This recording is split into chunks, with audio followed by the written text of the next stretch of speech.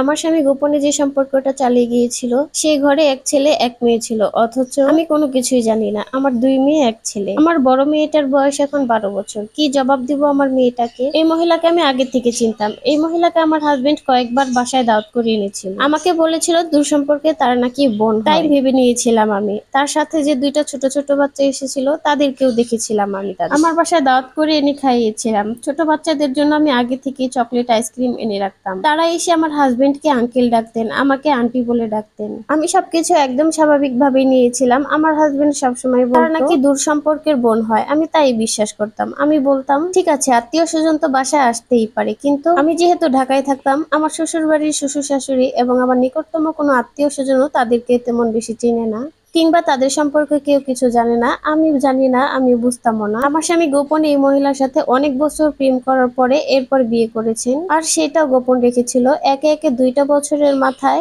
2টা সন্তান হয়েছে। আমি তাও তাদের সম্পর্কে জানতাম না। এই ছোট ছোট বাচ্চাদের জন্য আমার হাজবেন্ড আমাকে দিয়ে গিফট পর্যন্ত কিনিয়েছিলেন। আমি সবকিছু একদম সুন্দরভাবে মেনে নিয়েছিলাম, কিন্তু আস্তে আস্তে যেগুলো প্রকাশ পেতে শুরু করলো সেগুলোর জন্য আমি মোটেও প্রস্তুত ছিলাম না। আস্তে আস্তে মানুষও আমাকে জানানো শুরু করেছে আমার হাজবেন্ডের নাকি দ্বিতীয় পক্ষের স্ত্রী আছে, হাজবেন্ডের নাকি 2টা বাচ্চাও আছে। তখন আমার সন্দেহ লাগতে শুরু করলো। তখন আমি আমার হাজবেন্ডকে অনেকবার জিজ্ঞেস করেছি মানুষ কেন আমাকে এগুলো বলে। তখন আমার হাজবেন্ড আমাকে বলে তুমি তাহলে মানুষকেই জিজ্ঞেস করো, তুমি মানুষকে বিশ্বাস করো, তাহলে আমাকে কেন জিজ্ঞেস করেছো? তখন আমি চুপসে যেতাম। আমি তখন মনে মনে ভাবতাম যে আমার হাজবেন্ড হয়তো আমার সাথে মিথ্যা কথা বলছে না। আমার হাজবেন্ড যেহেতু ভালো একটি জব করতেন, আমার হাজবেন্ড এই চাকরির সূত্রে এখানে সেখানে ঘোরাফেরা করতেন এবং অফিসের কাজের জন্য বাইরে যেয়ে অনেকদিন করে থাকতেন। এর জন্য আমার কখনো সন্দেহ হতো না, আর আমি বিশ্বাসও করতাম। আমাকে যা বুঝিয়ে যেতেন আর কি, আমি তাই বিশ্বাস করে বসে থাকতাম যে আমার হাজবেন্ড অফিসের কাজের জন্য বাইরে গিয়েছে। আর এমনও হয়েছে আমার হাজবেন্ডের অফিসের কাজের জন্য মাসের পর মাস বিদেশে যেয়ে থাকতে হয়েছে। এখন বুঝি যে অফিসের কাজের জন্য বাইরে যাওয়ার মিথ্যা কথা বলে ওই মহিলার সাথে আলাদা বাসা ভাড়া করে মাসের পর মাস থাকে। এবং ওই মহিলা যখন প্রেগন্যান্সি সময় ছিল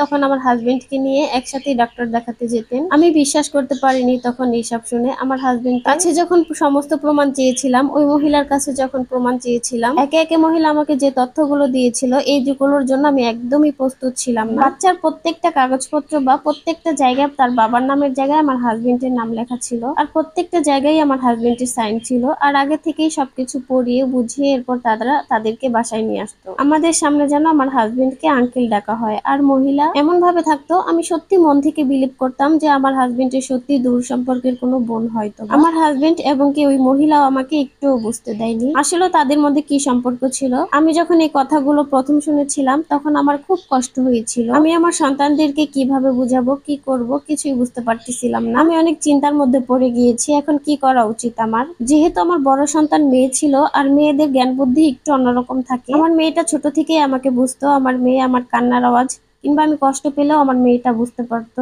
ওই সময়টাতে আমার কষ্ট দেখে আমার মেয়েটা কেমন জানি অ্যাবনর্মাল হয়ে গেল। সে কেমন যেন অসহায়ের মতো ছটফট করতো। আস্তে আস্তে আমার পরিবার এবং আমার শ্বশুর বাড়ির লোকজন আমাকে বোঝাতে শুরু করলো। আমি এই সংসার ছেড়ে, আমার সম্পর্ক ছেড়ে আমি বের হতে চেয়েছি। আমার সন্তানদের দিকে তাকিয়ে সবাই আমাকে বুঝিয়েছে 3টা সন্তান নিয়ে কোথায় যাবা আর কেনই বা যাবা? তোমার এত সুন্দর সাজানো গোছানো সংসারে অবশ্যই অন্য কাউকে ঢুকতে দেওয়া উচিত না। আমার হাজবেন্ডও আমাকে অনেকবার বোঝানোর চেষ্টা করেছে যে দেখো আমি দুজনকেই রাখতে চাই। আমার যেহেতু সেখানেও 2টা সন্তান আছে, তাদেরকেও আমি অস্বীকার করতে পারবো না, কিন্তু আমি কিছুতেই কোনো কিছু মেনে নিতে পারছিলাম না। সে আমাকে ঘুমের মধ্যে রেখেই গোপনে এই সম্পর্কটা চালিয়ে গিয়েছে।